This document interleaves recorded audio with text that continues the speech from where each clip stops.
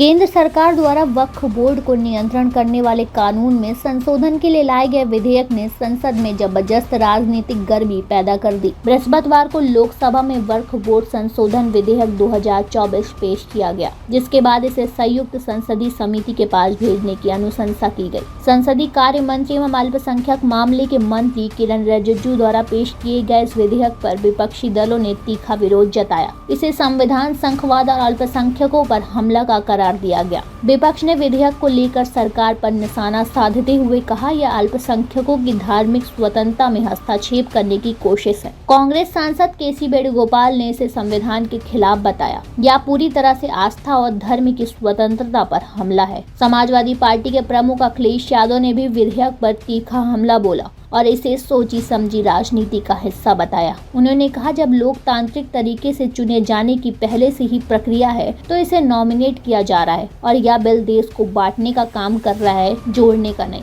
विधेयक पर जहां विपक्ष ने कड़ा विरोध दर्ज किया, वहीं राष्ट्रीय जनतांत्रिक गठबंधन के दो प्रमुख घटक दलों जनता दल यूनाइटेड और तेलुगु देशम पार्टी ने विधेयक का समर्थन किया। हालांकि तेलुगु देशम पार्टी ने इसे संसदीय समिति के पास भेजने की पैरवी की।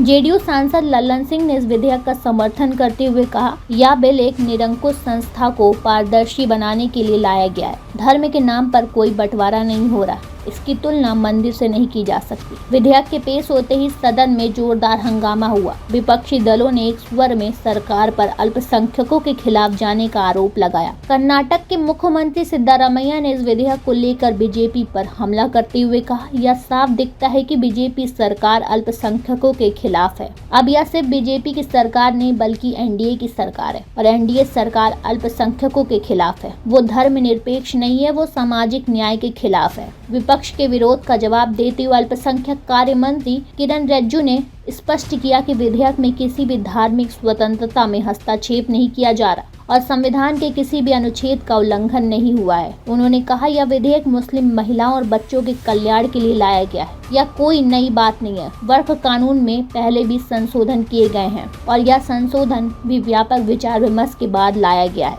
वक्फ बोर्ड संशोधन विधेयक ने देश भर में राजनीतिक बहस को नई दिशा दे दी है। जहां सरकार इसे अल्पसंख्यकों के कल्याण के लिए उठाया गया कदम बता रही, वहीं विपक्ष इसे संविधान और अल्पसंख्यकों पर सीधा हमला बना रहा है। वक्फ बोर्ड संशोधन विधेयक ने देश भर में राजनीतिक बहस को एक नई दिशा दे दी। जहां सरकार इसे अल्पसंख्यकों के कल्याण के लिए उठाया गया कदम बता रही, वहीं विपक्ष इसे संविधान और अल्पसंख्यकों पर सीधा हमला मान रही है। आने वाले दिनों में इस विधेयक पर होने वाली चर्चा और इसके असर पर नजर टिकी रहेगी।